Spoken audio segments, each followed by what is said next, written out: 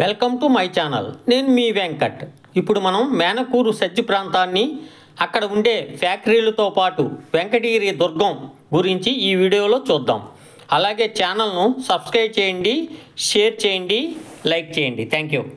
వెంకటగిరి దుర్గం అనేది రాజుల కాలంలో బందిపోట్లు నివాసం ఉండే ప్రాంతం. అక్కడ నీటి సౌకర్యం ఉండటంతో దుర్గామాత గుడి కట్టి వాళ్ళు అక్కడ నివసిస్తూ వెంకటగిరి రాజా కోటకు గురిపెట్టి ఫిరంగులు అమర్చారు. వారు దోచుకున్న సంపద అక్కడ భద్రపరిచి నివాస ప్రాంతాన్ని పటిష్టంగా ఏర్పాటు చేసుకున్నారు. కాలక్రమేణా రాజులు దుర్గాన్ని వశపరుచుకొని వారిని సంహరించారు. ఇప్పటికీ కూడా చాలామంది ఆ దుర్గంలో నిధి నిక్షేపాలు ఉన్నాయని వెళుతూ ఉంటారు. ఇప్పుడు చాలామంది దాన్ని తవ్వటం వలన అక్కడ కోట శిథిలావస్థలకు చేరుకుంది.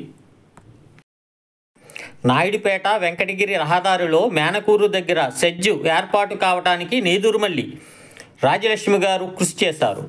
అక్కడ స్థలాలు అనుకూలంగా ఉండటంతో పారిశ్రామికవేత్తలు కూడా మక్కువ చూపారు.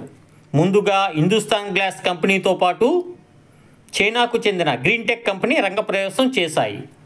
ప్రభుత్వం కూడా సెజ్జలకు కావలసిన మౌలిక వసతులు కల్పించడంతో అరబిందో ఫార్మసీ వంటి మంచి కంపెనీలు ఫ్యాక్టరీలు నిర్మించి నిరుద్యోగులకు ఉపాధి అవకాశాలు కల్పించాయి. దానితో మేనకూరు సెజ్జకు వచ్చే ఫ్యాక్టరీల సంఖ్య కూడా పెరిగింది. పెద్ద ఫ్యాక్టరీలు ఉత్పత్తులకు తగ్గట్టు అనుబంధ ఫ్యాక్టరీలు కూడా నెలకొల్పారు. గ్లాస్ ఫ్యాక్టరీలో తయారైన వస్తువు ప్యాక్ చేసేదానికి అట్టల ఫ్యాక్టరీలు మొదలైనవి. అలా ఎన్నో అనుబంధ సంస్థలు వచ్చి ఈనాడు ఎంతోమందికి ఉపాధి కల్పిస్తున్నాయి. దానికి తగ్గట్టు రాపూరు, వెంకటగిరి, నాయుడుపేట, మల్లం, కోట వంటి ప్రాంతాలకు కంపెనీ బస్సులు పంపిస్తూ ఉద్యోగస్తులకు రవాణా సౌకర్యం కల్పించాయి.